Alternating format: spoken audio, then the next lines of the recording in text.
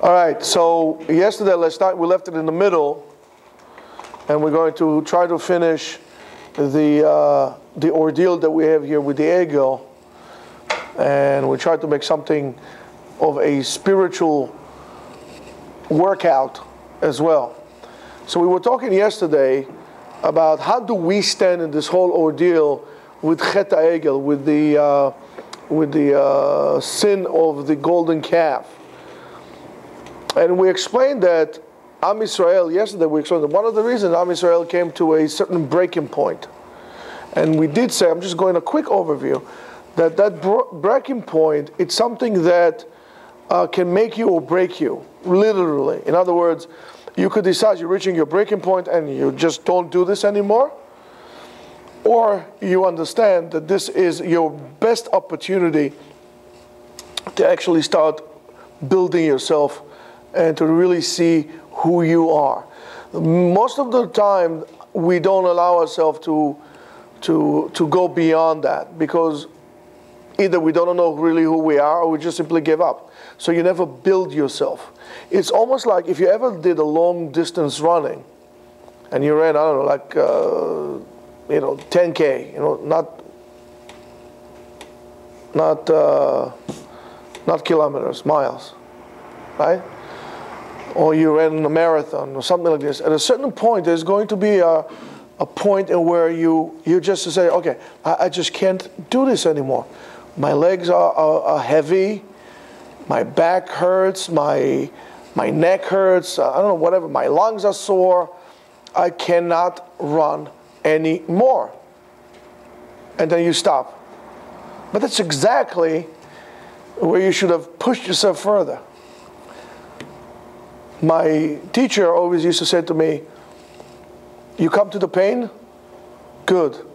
Now push yourself further. Walk beyond that. That's what makes a regular person to a champion. Your ability to work through the pain. Because people will tell you, get to the pain, stop. No, get to the pain, good. That's a marker. Now push yourself further than that. That's what makes you an Olympic champion. So when you run and all of a sudden you feel tired, you say, you know what, I'm going to run just a little bit more, just a little bit more. All of a sudden you'll come to a point that you don't understand what exactly is happening, but you are on simply cruise control. You would run and you feel that you could really run forever. You can run 2 marathons. It's just a matter of the breaking point. In our lives we have breaking points. And we said yesterday, you want to get a college degree. You want to become let's say for example, a doctor. Okay, you come to become a doctor, and it looks good. In theory, it looks good, it looks terrific. And then you realize that it's hard, it's tough. You have to put in your hours of learning and to stay up and this whole entire thing. And he says, oh man, this is not for me. I just can't do this. And you break and you stop and you never become what you were supposed to do. Take this breaking point, put it as a marker that at this breaking point, your building starts. This is when you start building. It will be like trying to build a new building on shaky foundation. That's not. You need to destroy it. And destroy that shaky foundation is the old you. You who is afraid to get there. And, we don't finish anything. We start things, we start a million things. You don't finish. You start a diet, you never finish. Or what they call a New Year resolution. It's not only a New Year resolution, it's an everyday resolution. You start, you don't finish. You start, you don't finish. You start, you don't finish. You start, you don't finish. Everything. It's like, imagine you build a city that all has buildings, 1-story buildings that are not finished. They're supposed to be skyscrapers. I don't really like skyscrapers, but you get the idea. It's a most ugly sight. It'll be better to have a ghost town, a built ghost town, than half-finished ghost town. It looks horrible. You can't actually put anybody inside. The ghost town, you can move in. So we need to understand that those breaking points are the part of our life which are more capable for building ourselves, because here is where what we call the internal revelation of the true will of your internal will, of what exactly of who you are and what you're about. That's what you're really trying to. It's okay. It's okay. So it's a part of life. That's where you really find out really who you are. That's where you really get to know yourself. You never push yourself and never test yourself. You don't know who you are. Bnei Israel were impatient. Their breaking point was the fact that Moshe was supposed to go up to the mountains for 40 days. He was late for 6 hours. They miscalculated. That was their breaking point. That was the breaking point.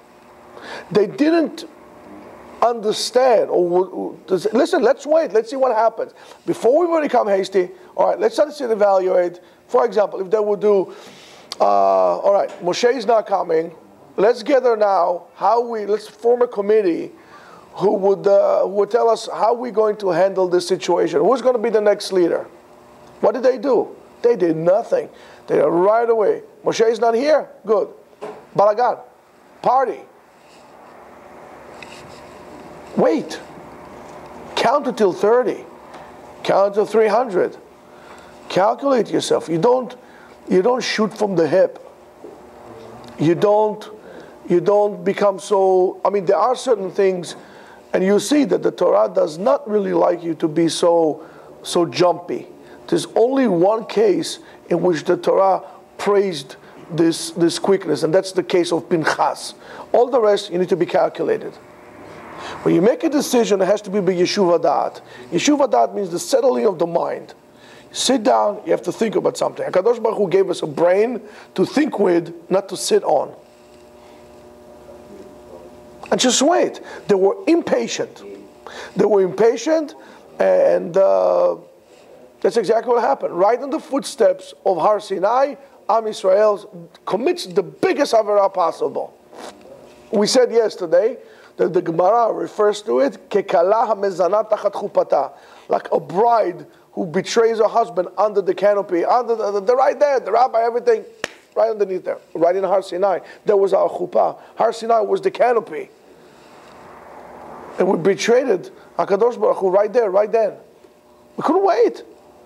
Hold on one second, let's see, let's think. That generation of Dora Midbar failed numerous times, and every time they fail was with this attitude that they have. They were big whiners, the complainers, the whine. Why me? Why this? Why now? Why do I have to do that? Right? That caused you to do Averah. They complained about Moshe Rabbeinu. They drove him nuts. They drove the guy off the wall. Why do we have to come to the desert? There's no water here. The water is too salty. What are we going to do here? We're going to go back to Mitzrayim. Want to eat shish kebab. There's no shawarma here. Well, why do I have to do that? Why me? Why not them? Whiners. They got Moshe angry. They got HaKadosh Baruch Hu angry. The fact that they saw the miracles themselves, that wasn't enough. That didn't do anything to them. They simply failed. They failed on passing those tests. And how did they fail? They kept on complaining. At a certain point, you just simply need to, just shut up. Just do what you were told. Don't worry. Push on. Push on. You want to be a slave? And you'll be surprised they will tell you, yes, we would have been better off. And then you say, what, are you out of your mind? Just stop complaining.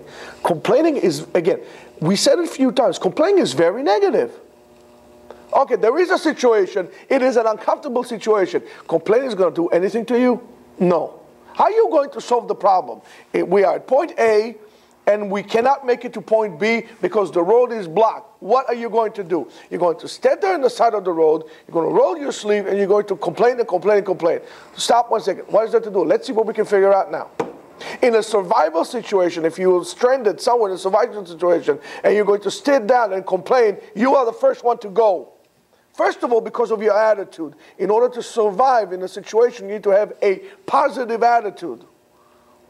You need to sit down Remember, I told you the code for survive. Well, we won't go through it right now, but one of the things is sit down. Sit. You have to sit. You have to think. Smile. And crack. Have some jokes. Crack some jokes about yourself. It will get you into a different mode. That's how you're going to make it. Being positive, not being a complainer. It gets you nowhere. And not only that, it makes the situation worse. If you are around people, it's the last thing that they want to hear is you complaining or you whining. We're all in this together. Why are you making it worse for us? Just do me a favor. Just be quiet 1 second. Stop complaining. Let's try to think. Why, are you going to achieve anything by complaining? No. All right. What are you willing to do to help the situation besides driving us off the wall? Anything? No? Okay. Do me a favor. Sit here. Be quiet. We're going to go. You don't like it? Go. You do what you want. And that's what people separate. Right? Listen, I can't take this anymore. And in life, it'll be the same thing. There will be situation, will be a tough situation. It's like you sit there and complain, why me? Okay, what's going to happen now? All right. Chas v'shalom, you have a big house, you can't maintain it. Why are you going to sit down and complain? Why me? Why me? Why me? Sell the house, move down. Oh no, what are you going to do? You're going to start living on your credit cards. You have a house that's worth $1.5 million.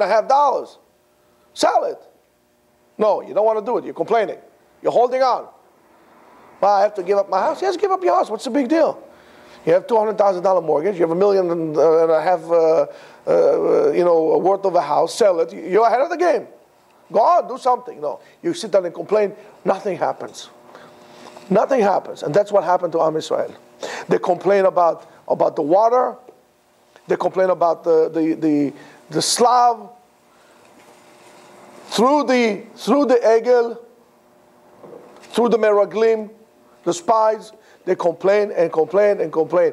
But the reason is, why did they complain? We have to get down to the root of the things. The root of the things, they simply did not have patience, and the emunah, their belief was lacking. The reason why we are in a 2,000-year-old galut is for nothing more than enhancing our emunah and to teach us patience. The question is, do we learn it? Do we have it? This would not have been an issue if we were not the direct descendants of the people of the desert. And believe it or not, one of the characteristics of our generation is lack of patience. Lack of patience.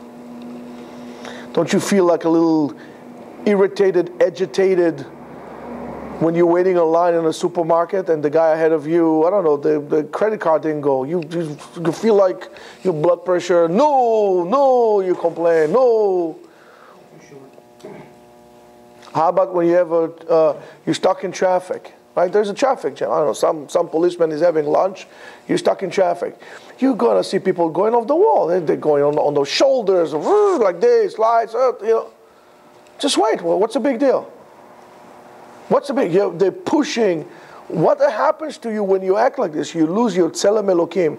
You're losing your human shape and you're becoming into an animal. Because with this selfishness that you have, you're going to destroy any inch of territory in which you cultivated inside yourself.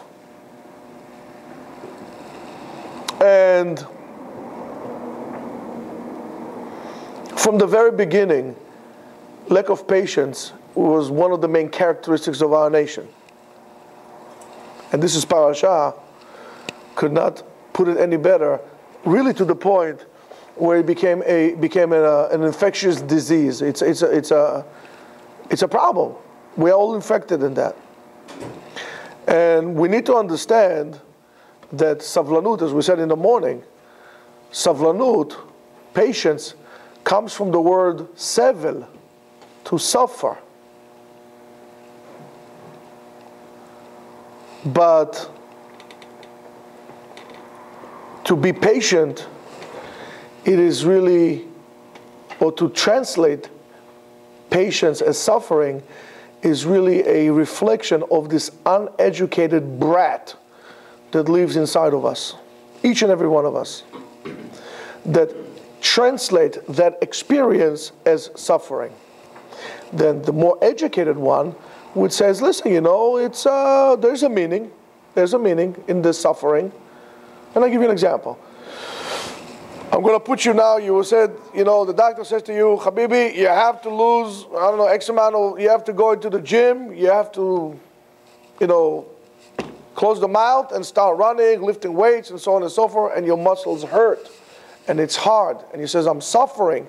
I say, listen, it's for a good cause. There is a meaning in this suffering. I'm not saying become masochists here. I say looking for a meaning. So it's hard, it's difficult, you know, but slowly, slowly you see the results of this suffering and it becomes easier. Not that you get used to it, you understand. What makes it easier or not is understanding the meaning in it. So you understand that the cramps that you have on your body is good. It's because you need to live. You need to exercise. You're building a new building. You have a new business. You have a new business. So there's a beginning, no day and no night for you. It doesn't make a difference if it's if you're building a clinic or you have a shoe polishing business. At the beginning, there's no day and no night. You work. You're tired, but you understand that this suffering that you're going through, this hardship that you're going through, there's a meaning in it, and therefore it's not suffering. You have to have the patience. You have to hold the gun, hold the nerve, slowly, slowly. You're going to get there. You're going to get there. Those who want the immediate gratification is what? We want it now. And then they fail. Business takes time to build. The business that you opened up and right away starts doing millions, that's the business that you have to watch out. You have to cash in immediately because that's not going to last a long time. Good business, there's a gradual and natural growth that is expected and it's going to take over time. But 20 years from now, doing what you're doing, you're going to be up here. I can be up here also, but tomorrow I'll be down here. That takes time. So that suffering is for meaning. That's not a brat who wants it now. I want it now. I want it now. Give it to me now. If you don't give it to me now, you know what I'm going to do? I'm going to drive you crazy. I'm going to throw a tantrum. I want it now. You have a kid. You go to I don't know, a store. I want it now. Buy it for me. He says, no, listen, Motek, right now the situation is difficult. We don't have the money. Buy it for me now. The parent says, okay, shh. Everybody's looking. I'll buy it for you. Not a problem. So I'll buy it for you. Right now you give your kid the worst education. The worst thing. Honey, what do you want? You want the iPod? You want the tablet? Whatever you want. No problem. I cannot buy it. There's nothing to be embarrassed telling your kid, I can't afford to buy it for you now. On the contrary, you're showing your kid an example that you need to live according to your means. I can't buy it for you now. I'm sorry. If I could, I would buy you the world. But right now I can't. But I really, really want it. Okay, here's your opportunity number 2. Tell your kid, not a problem. Work for it. Do babysitting. If you don't know how to manage your money, I'll help you manage your money. I'm not going to manage it for you. I'm going to help you how to manage it. Work for it. Do babysitting. Do car cleaning for Pesach. Do house cleaning for Pesach. Go put your services out. You have a vacation from school. House cleaning for Pesach. You see how hard it is. And when you make your money, after you work very hard, if you still want it, because then you're going to say, well, I work so hard for it, I don't want this thing now. If you still want it, then we'll talk. Maybe I'll be able to help you out to pay it. But you need to do something for it. You need to have patience. The worst thing that you could do to your kid is spoil him so he can be quiet. And it starts from the crib. The baby cries, okay, run away to it. Let them cry, it's okay. Develop the lungs. He'll be a big opera singer one day. No problem. Nothing will happen. Nothing will happen. Don't be a spoiled brat from the crib.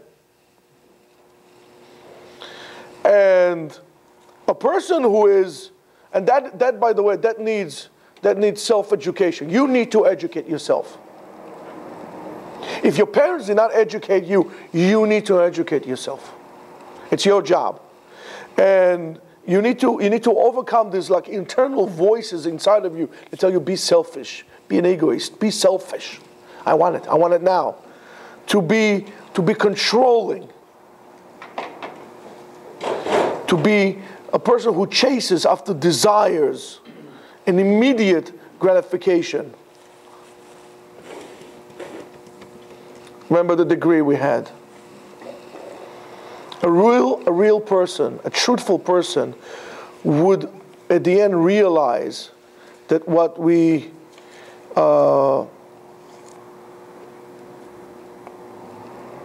really want and what we really think we deserve immediately, most likely it's something that we should stay away from as far as we can. Because it's no more than an opportunity for us to lose control.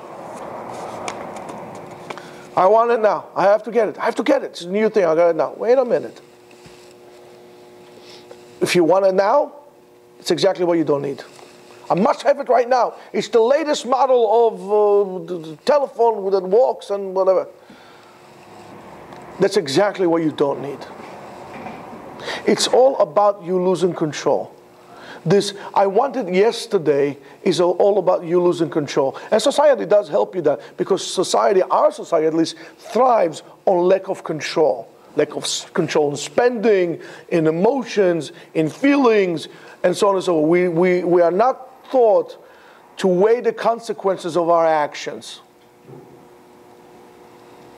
He always says, oh, okay, she'll forgive me. I'll go with someone, and she'll forgive. She will not forgive you. What happens if she doesn't forgive you? What you want now, immediately, this urge, this uncontrolled desire, almost like you become obsessive about that is exactly what you don't need. And it will be with food as well. What they say always, never cook or never shop when you're hungry. Go eat something, then you'll see. Because you're going to buy more than you need. And then what happens at the end? It goes in the garbage. So that is that is the realization. That is the realization. We need to realize that we are not the center of the universe and the whole entire universe revolves around us. Those of us, among us, who don't realize that, should pay attention that those things that you desire the most are the biggest obstacles to get really what you need and to really become the best that you could become. The Gemara says, Abali Itaer, he who comes to purify themselves, Mesayim beyado. We help him out, right? Habali Itameh potchin lo. He wants to become impure, we open the door, you walk by yourself. But the Gemara says, Habali Itaer Mesayim lo, v'omrim lo, amten. Wait a minute, just wait a minute. In other words, when you look carefully inside, you need to realize that if you're coming to purify yourself, you have a special siyata d'shemaya. But regardless of the help, the shamayim will help you. Regardless of the fact that you have divine intervention in helping you to purify yourself, you need to realize to help yourself as well, and that is what? To wait. That waiting, what does it mean? We want the immediate gratification. I want to become pure. Yesterday I was eating, I don't know what, non-kosher food and doing whatever non-kosher other things. Today I want to become tzaddik like Moshe Rabbeinu. Immediately. I don't want to work. Just quickly. And then we become very impatient. Since it takes things, everything in life is a process. And HaKadosh Baruch Hu showed us this from the creation of the world. HaKadosh Baruch Hu created the world like this. It took 6 days to build the world. Why it took 6 days to create the world? To show you that everything in the world is a process. So when you are engaged in the process and it doesn't happen to you, you give up. So the first thing in fixing yourself, you need to understand you have to have patience. You're not going to lose weight. People want to have a pill. Oh, I'm 30 pounds overweight. Hold on. Let me put a pill in. 10 pounds go. Another one. 3 pills, 30 pounds. I'm fine. No. Those 30 pounds that did take you some time to grow will take you even more time to get rid of. One time my Chinese doctor told me that on every condition that you have, regardless of the time that you have it, it will take you double to fix it. So you have a condition for a month, it will take 2 months to fix. It's a process. Everything is a process. And your ability to overcome it will depend how serious you're about really achieving it. And this is true for material desires and so on and so forth, and for anything else, even for spiritual. It takes time. And you should know that the spiritual journey takes a long time. It takes even longer, because that's your real journey. It says, and then when we say for Mishamayim, it says, wait a minute, Hamten, wait a minute. That delay is for your benefit. Imagine I would tell you, you're rushing. And then you try to do whatever is not normal. You're trying to cut through faster. And all of a sudden I will show you, hold on one second, let me show you what happens when you cut faster. There will come a bus, right? Like I will give you this ability to see. There will come a bus that will actually flatten you. Says, ooh, let me just step on the brakes. And then the bus goes by and you just go through it. So, oh, you're right, maybe I shouldn't have run. You're too quick. You're too quick. You answer, somebody asks you a question, boom, you answer right away. Wait a minute, think about the question. Think about what he's saying to you. Think about the reason why he's telling you. Again, don't become obsessed about it. But just think a second. And then give him an answer. If you want to be a sniper, let's say you want to be a sniper. A sniper doesn't pull a John Rambo and goes like this all over the place, right? This is not a sniper. A sniper takes everything, it becomes a ceremony.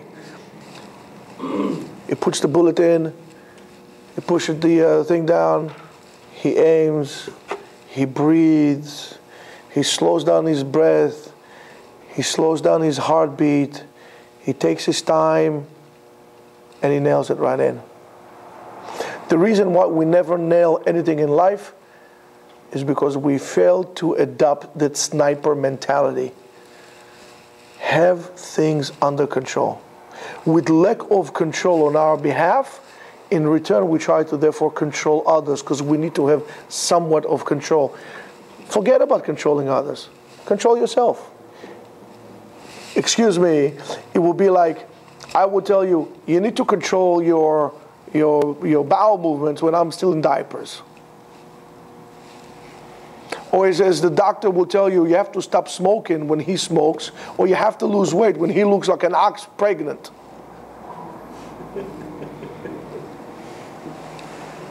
And it happened, you know. So the truth is that every action of impatience at the end is not worth it. Any act that is as a result of being impatient at the end does not pay. And every action that was done under pressure, decisions that was made out of pressure without thinking too much on that, or stress or anything like this, would not succeed, and then you will have to work actually harder to fix the damage in which you do. You want an example? That's what happened in the desert. They couldn't wait 6 hours. We suffered 2,000 years because of that. But if you have a way to think of something, to think it thoroughly, to be patient, it would always pay. Things that you achieve, what we call Darkei Noam. Darkei Noam, like Darkei Torah. In the Torah, you cannot learn the Torah. That's the beauty of it. You cannot learn the Torah overnight. The funniest joke, they say, everybody wants, you know about the Gra, the Gaon Mivilna, they used to sleep like 2 hours a night, 4 hours a night. So we used to joke, we used to say, everybody wants to be like the Gra over one night and then sleep in that night as well. It's not going to happen. It takes a long time to learn Torah. To learn Torah, Darkei Noam, it means slow and steady. Something like that would remain to you for much longer. If I'm going to Lehavdil, take you to a dojo and I give you black belt after 3 months, and I will teach you all the moves, you're not going to you're not going to remember them 2 weeks down the road. But if I'm going to make you learn them for 10 years, for 15 years, I'll wake you 30 years later, you still know how to do them. Because it takes time. We don't want to put the time. And that's why we fail. That's why our life, we can't reach the goal of finding the meaning of our lives. Because finding a meaning in your life means, first of all, be patient. Finding the goal in your life, finding the meaning of your life, means, you know what? There's no such thing as meaning in your life. There is no such thing as meaning in your life. Meaning of your life could happen only if you create it. And it will come to you, the moments of light in your life will come to you at the greatest points of darkness in your life. That's what will toughen you up. That's where you get the meaning. There's no such thing, I was born with meaning in my life, I'm looking for the meaning. If you're looking for the meaning, you're never going to find it. You have to create your meaning.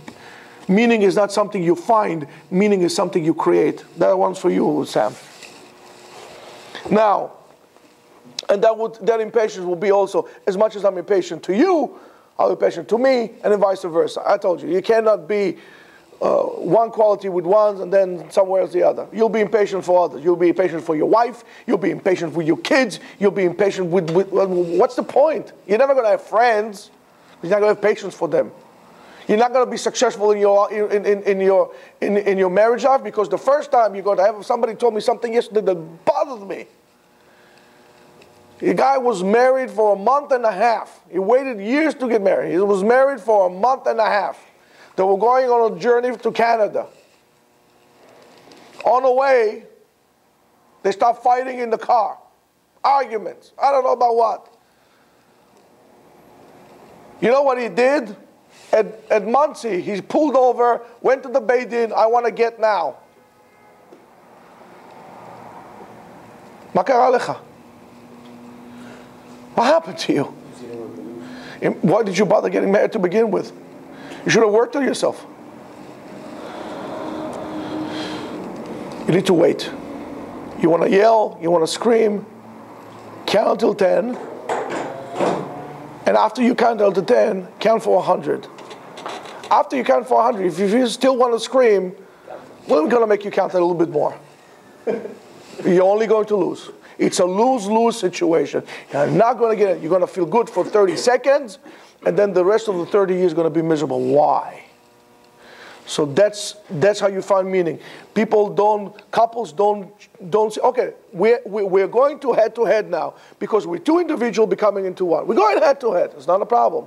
Let's try to find meaning in this thing now. We are fighting because we both care. All right, let's try to mold this into one. Let's use this energy, this sheer energy, and try to fuse ourselves into one entity. No, we take that and we break apart. We did the same thing to HaKadosh Baruch Hu. Patience is your willingness to listen to what really is important in life. To learn not to act aggressively and quickly, not to others, not to yourselves. To control the internal urge inside of you who wants you to go on the shoulders of the road and cut everything out. I'm not waiting. The ones who will give you a quick fix. That I'm not doing. Right? Remember what we said? You see the light is about to change. Put the metal to the pedal to the metal, right?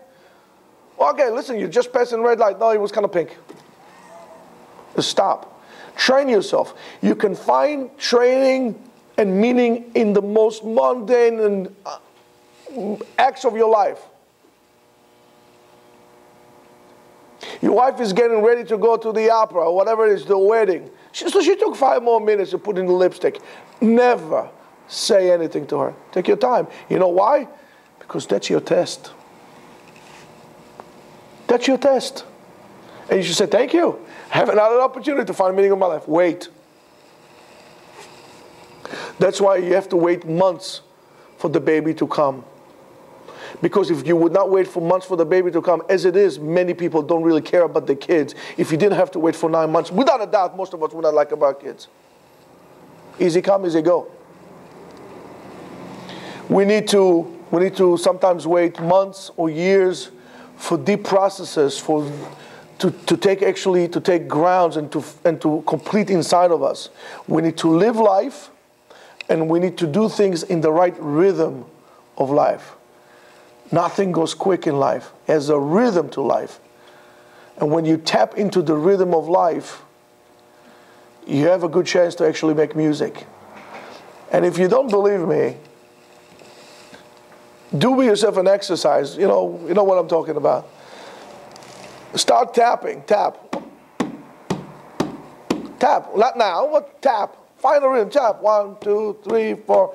And somebody else will play music. Just random music inside. You'll see that within 2 to 3 seconds, you're going to be off beat. Because you're not aware of the rhythm of life. You're not believe. That's why drums are very powerful in all cultures of the world, because it's the rhythm of your heart. Boom, boom, boom. It's the rhythm of your heart. You have to do things with patience, gradually.